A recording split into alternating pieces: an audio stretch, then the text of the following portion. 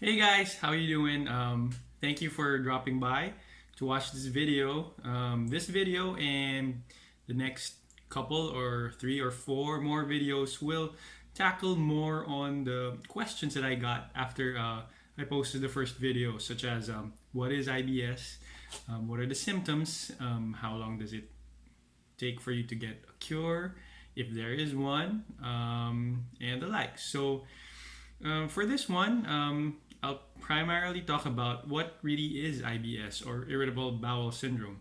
If you'd like to know more about the upcoming videos or this journey of mine, or if you know somebody who might have these symptoms and they're not sure what it is yet, or you just want to learn more about the illness, click like and subscribe so you'll know more. Okay, so thank you, and let's start. So, what is IBS? That's the big question, isn't it? I've had IBS for 7 years now, and I'm still discovering new things about it, about my symptoms, about my personal IBS, and even IBS in general. This will primarily tackle the basics of IBS or Irritable Bowel Syndrome. Um, this is for those who don't know about it or those who have might have heard about it but want to know more. So let's go. IBS or irritable bowel syndrome is the most common functional gastrointestinal disorder. So what does functional mean? Functional disorders are conditions where there is an absence of structural or biochemical abnormalities on common diagnostic tests which could explain the symptoms. Basically, what this means is that, okay, the doctor's saying that, okay, we ran all the possible tests, and I believe that you're still having the symptoms, but we really don't know what's causing them. So here you go. You have IBS.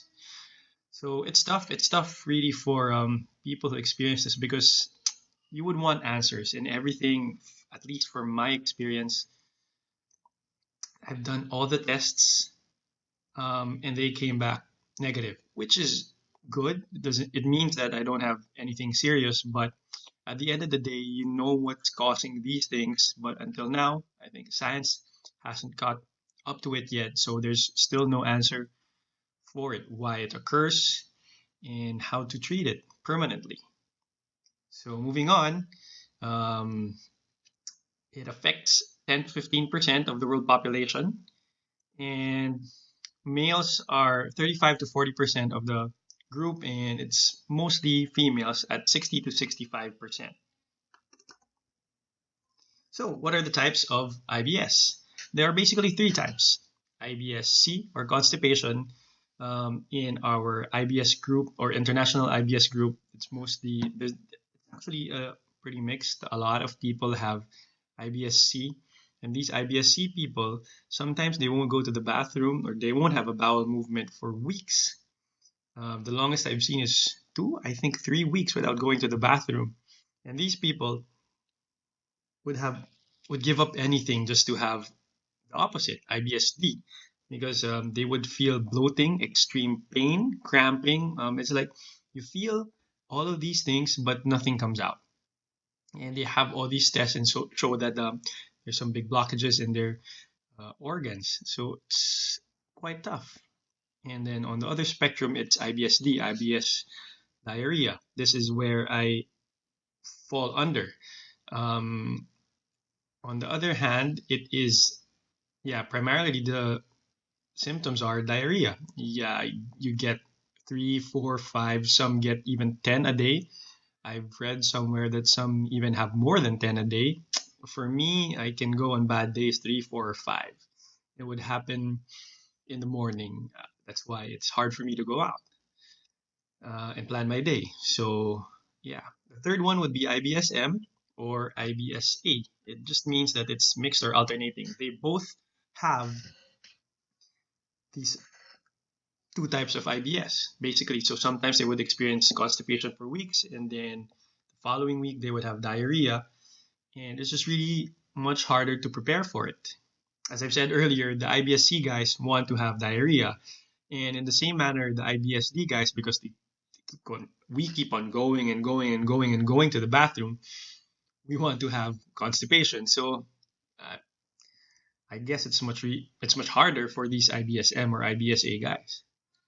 So in terms of money, in terms of what's lost, the cost to society, either by direct expenses or indirect costs, is globally $21 billion a year. I don't know how much I've contributed to it.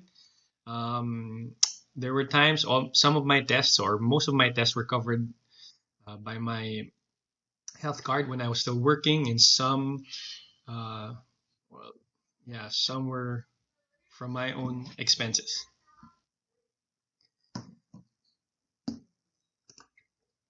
Okay, so here we go. What are the symptoms of IBS? IBS involves a lot of cramping, at least for those that I've read online.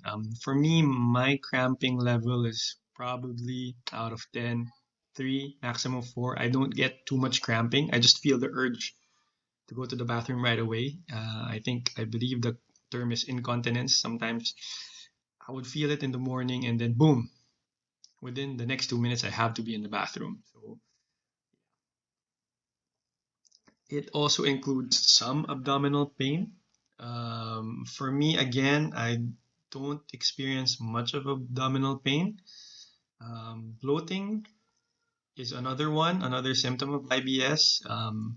It's more with the IBS-C, I believe, IBS-C folks. Gas, this one I have a lot of. Sometimes I would wake up in the middle of the night, or I'm wake up because I'm passing gas, and in the mornings, yeah, it can get bad. It can get really bad. So yeah, the last or one of the symptoms of IBS would be diarrhea or constipation. So from the studies now, the latest science, IBS is still considered a chronic disease or chronic condition that has to be managed long term. So 7 years is quite long already, but I've read people having this experience for 30, 40, 50 years already.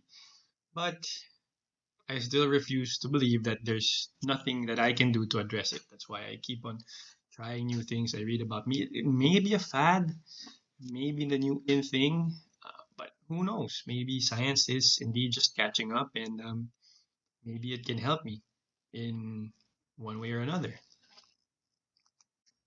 So, moving on, how do you get IBS? Personally, for me, I don't know how I got my IBS. It could be a confluence of a lot of factors. Looking back, I really had a bad lifestyle. Drank almost every day, and in the morning, just to get my system going, I would drink milk without. I would drink coffee, sorry, without eating breakfast.